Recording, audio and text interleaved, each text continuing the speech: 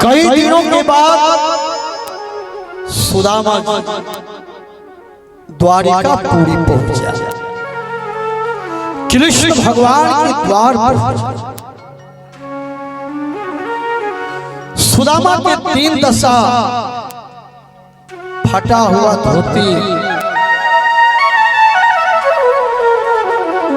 टूटा हुआ लाठी, फूटा हुआ लोटा,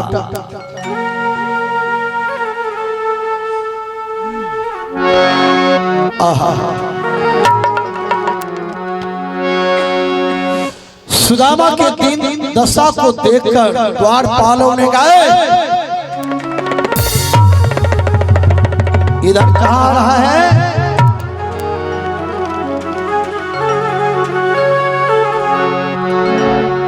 सुदामा जी ने कहा, भैया आप कौन हैं? कृष्ण भगवान के द्वारपाल ने कहा, मैं भगवान श्री कृष्ण का द्वारपाल। द्वारपाल ने कहा, इधर कहाँ आ रहा है? सुदामा ने कहा, भैया मेरा नाम सुदामा है, भगवान श्री कृष्ण मेरा बचपन का मित्र है। आज मैं अपने मित्र से मिलने के लिए आया।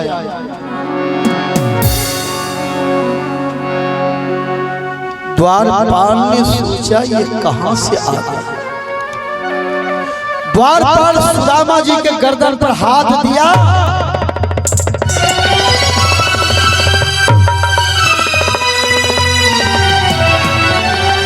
ढकेलते ढकेलते बहुत दूर पहुंचा।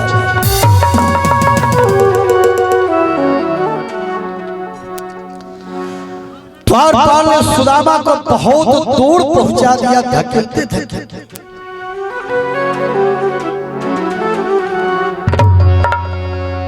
सुदामा सोचने लगे क्या करें। द्वारपाल ने कहा, भगवान श्री कृष्ण सुदामा को हृदय से लगा लेते। हजार गलती करने के बाद भी यदि भगवान के शरण हो जाए तो भगवान हृदय से लगा लेते। आज सुखदेव मुनि राजा परीक्षित से कह रहे हैं, हे राजा परीक्षित, देखो आज किस तरह से सुदामा को भगवान हृदय से लगा लेते। सुदामा जी को कृष्ण भगवान ने ले गया अंतःपुर, सुंदर आसन पर बैठाकर भगवान श्री कृष्ण सुदामा जी के चरण अपने से पखारने लगे। लेकिन चरण जब पखारने लगे तो सुदामा के तीन दशा को देखते। देख सुदामा के तीन दशा को, करुणानिधि करुणा कर रोए, प्रात पानी से पग धोए नहीं, नैनों के जल से पग धो।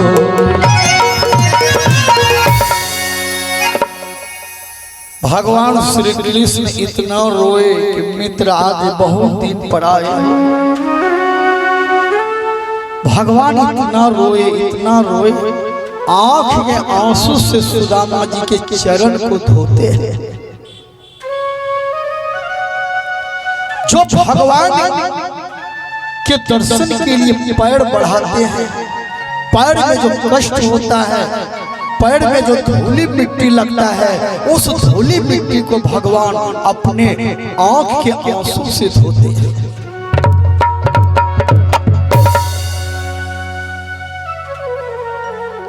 कृष्ण भगवान सुदामा को सुंदर सुंदर भोजन कराते हैं।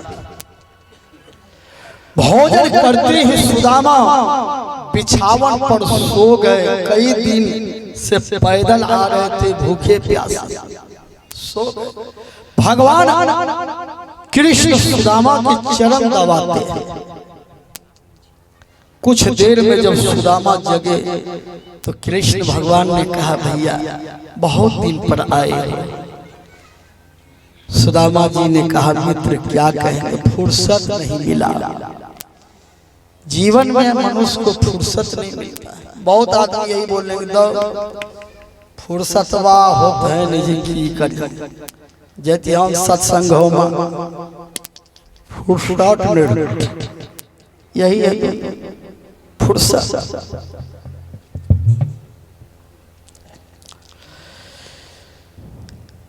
कृष्ण भगवान ने कहा, अच्छा भैया शादी उदी किए हैं कि अभी तक कुमारे हैं?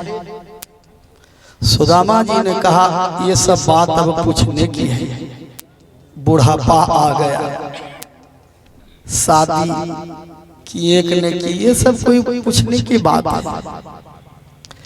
बूढ़ा आदमी हो जाए, यदि बूढ़ा बुढ़ाई एक जगह हो जाए तो बचपन वाला बात जरूर निकालना कि जेठू भाई केना भैंस चरे रे तक नहीं, उस समय कहाँ गेला। सुदामा जी ने कहा, भैया ये सब पूछने का अब उम्र रहा, विवाह किए कि नहीं किए? कृष्ण भगवान ने कहा, जब संदीपन मुनि का आश्रम पर पढ़ते थे यही बोलते थे कि बाबा जी बनेंगे, विवाह नहीं करेंगे, विवाह नहीं करेंगे। सुदामा जी ने कहा कि जब तक माँ बाप विवाह नहीं करा दे तब तक मनुष्य को बोलना चाहिए कि हम बाबा जी बनेंगे, बाबा जी। अपने मन से कभी नहीं कहना चाहिए कि हम विवाह करेंगे। अपने मन से अपना बरतुहारी कभी नहीं लगाना चाहिए। शूर्पणखा गई थी अपने मन से विवाह करने राम से, लक्ष्मण जी ने नाक काट लिया। जो अपना विवाह अपने से करेंगे नाक कटेंगे। नारद जी अपने मन से विवाह करने गए थे तो विष्णु भगवान ने नारद जी का मुंह बंदर बना दिया। आज समाज में कुछ ऐसे लड़का बच्चा है अपना बरतुहारी अपने से अपना विवाह कर लेते हैं और समाज में मुंह दिखाने लायक नहीं रहते। किया लाजो से मुर्गा झुके। भगवान राम को देखिए, धनुष को तोड़ दिया लेकिन विवाह नहीं किए। जब राजा दशरथ जी बारात लेकर गए, राजा दशरथ जी ने कहा कि बेटा विवाह करो, तब भगवान राम विवाह किए, अपने मन से अपना विवाह नहीं किए। सुदामा जी ने कहा कि जब तक माँ बाप विवाह नहीं करा दे तो अपने मन में यही बोलना चाहिए बाबा जी बने। कृष्ण भगवान ने कहा, अच्छा शादी तो किए? सुदामा ने कहा, हाँ भैया शादी तो किए। अच्छा अच्छा, तो भगवान बोले जब शादी किए तो हमको भोज खाने के लिए निमंत्रण काहे दिए? एक साथ पढ़े लिखे हैं, अब विवाह किए तो हमको छोड़ दिए, काहे भोज खाने के लिए हमको ले गए? सुदामा जी ने कहा, भैया 2 दिन के लगन में विवाह हुआ, इसलिए हम खबर नहीं कर सकते। अच्छा अच्छा अच्छा। भगवान ने कहा, पत्नी कैसी है, भाभी कैसी है? भाभी। सुदामा जी ने कहा, तेरी भाभी बहुत अच्छी। अपने पत्नी का निंदा शिकायत नहीं की। आज बहुत लोग बोल देते हैं तो हमरो बिहार बढ़िया ढंग से नहीं होना। हमें जो देखने रहिए वहाँ सिमरिया में, ओकरा सोचियो ठीक बाबू है ही न की बतियो रंग दबे करे। लेकिन सुदामा जी ने भगवान से कहा, तेरी भाभी बहुत अच्छी। और हम यहाँ आने वाले थे, फुर्सत नहीं था। तेरी भाभी ने जबरदस्ती भेजा है तब हम यहाँ आए। भगवान ने कहा, भाभी ने भेजा है तब आए हैं? कहा हाँ। अच्छा अच्छा, तो भाभी ने भेजा है तो भाभी तो खाली नहीं भेजा होगा, मेरे लिए जरूर कुछ संदेश दिया होगा। भाभी जो कुछ दिए मम काजा, देहु मित्र मत करहु लाजा। भाभी ने जो कुछ दिया है तो अब सुदामा जी फिर लगी थी। यहाँ तो चकाचक भोजन लिए हैं 56 प्रकार का, चावल कैसे दे दे, लाज के मारे मुख में पोटली दबा ली। कातेरी भाभी ने भेजा तो है लेकिन कुछ दिया नहीं। भगवान ने सोचा कि पहले वाले आदत जो है अभी भी मित्र को है, लेकिन एक बार हम तो नाराज हो गए तो चौथा पन तक गरीबी में चला गया। अब की बार ये आदत छोड़ा देंगे। भगवान ने कहा भाभी ने कुछ नहीं दिया, सुदामा ने कहा कुछ नहीं दिया। तो कृष्ण भगवान ने कहा अच्छा चलो नहीं दिया तो नहीं। हाथ ऐसे क्यों किए हैं, हाथ को सीधा कीजिए। सुदामा जी ने कहा ये जगह गिर गए थे इसमें चोट है इसीलिए से किए। भगवान ने कहा लाइए इसी हाथ पर मेहनत कर देते हैं। भगवान जबरदस्ती हाथ पकड़ करके ऊपर उठा दिया, चावल की पोटली नीचे गिर पड़ा। भगवान पोटली लिया, खोल करके थोड़ा सा चावल मुंह में ले लिया। एक बार लिया तो 1 लोक दे दिया, दूसरा बार लिया तो 2 लोक दे दिया, और तीसरा जब उठाते हैं तो रुक्मिणी हाथ पकड़ती है। भगवान से बोली पतिदेव तीनों लोग मित्र को दीजिएगा तब तो आप ही सुदामा बन जाइएगा, कुछ अपने लिए भी रखिए। रात्रि में कृष्ण भगवान विश्वकर्मा जी को बुलाए और कहा जैसा ये द्वारिका पूरी है ऐसा ही सुदामा पूरी तैयार कर।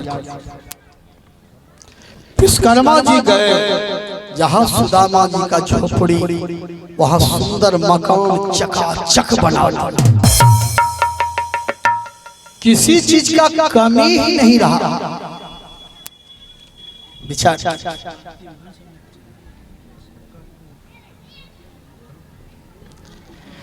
सुदामा जी 2-4 दिन रहे तो सुदामा जी ने एक दिन कृष्ण भगवान से कहा मित्र हम जाएंगे।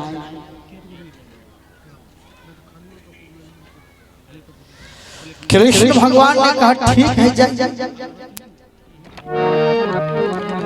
एक बार भी रहने के लिए नहीं कहा जाइए। सुदामा के मन में हुआ लगता है भाड़ा उड़ा भी नहीं देंगे, जैसे पैदल आए हैं वैसे जाना पड़े। भगवान किसी को देते हैं तो पूछ करके नहीं देते, और किसी से लेते हैं तो पूछ करके नहीं लेते हैं। यही तो भगवान का स्वभाव। 2-4 दिन सुदामा जी रहे और चले आए घर। जैसे घर आते हैं जहां झोपड़ी वहां तो चकाचक।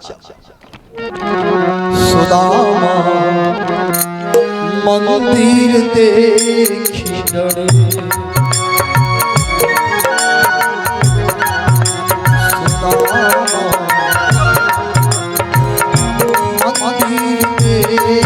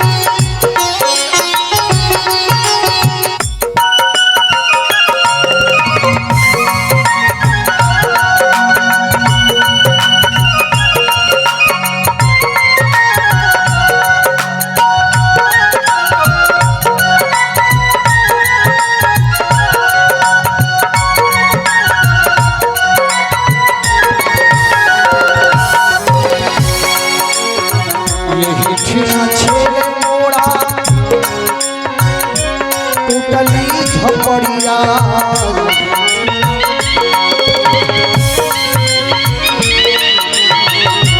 छीना छेड़ी मोरा टूटली झोपड़िया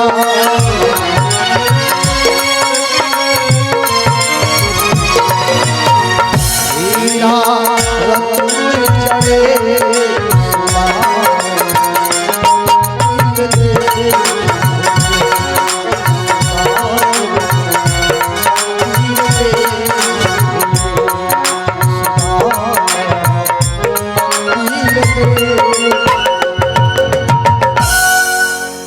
सुदामा जी घबरा गए भाई।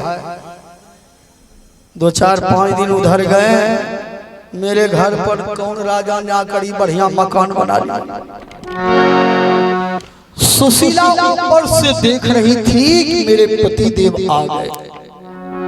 अब सुशीला को कमी नहीं, पूरा सज धज कर सहेलियों के साथ आई, सुदामा जी की आरती उतारा। सुदामा जी वही दशा, भगवान ने वहां कुछ दिया। सुदामा तो सुशीला को पहचान नहीं सकते।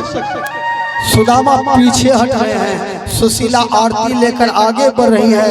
सुदामा हटते हटते अब सड़क के किनारे पहुंच गया, इधर गड्ढा है। सुदामा जी बिगड़े कौन हो, तुमको उधर रास्ता नहीं है, इधर गड्ढा में गिराएगा। सुशीला बोली, पतिदेव आप मित्र से मिलने गए थे, इसका मतलब क्या पत्नी को भूल जाइएगा? सुदामा ने कहा कौन? सुशीला बोली, मैं सुशीला। अरे इतना चकाचक और अपने जमीन पर ये मकान किसने बना दिया? सुशीला बोली, पतिदेव कृष्ण भगवान विश्वकर्मा जी को भेजे हैं, अपने लिए रहने के लिए सारा व्यवस्था थी। देखिए अब कमी नहीं रहा, मकान उकान सब। सुदामा तो लाठी लेकर दौड़े मारने, पगली कहीं। वहां तो कृष्ण भगवान ने कुछ दिया नहीं, विश्वकर्मा को कब भेज दिया।